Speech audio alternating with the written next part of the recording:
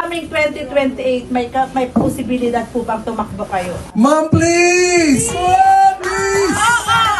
Please! Yes, ma'am. Para mapaghandaan namin lahat. We are serious. Maghahanda tayo!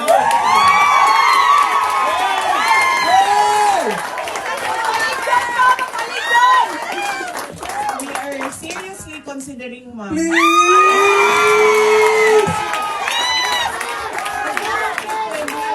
Tuloy-tuloy yung Yes. Mama, awa ka! Hindi siya Ikaw pwede lang ang pag-asa yan. Asa na namin! Yes, I really believe that our country will be great. And I really believe. It will be with you! Hey! Please!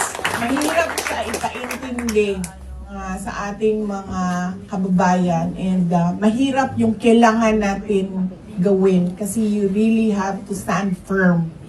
Especially with government policies para maayos siya. Pero paniwala po, kung magkaisa lang yung mga tao, alam natin kung saan tayo papunta, maggagawa ng ating bayan. Yes, ma'am, isa din yan sa kailangan bantayan ng mga kandidato.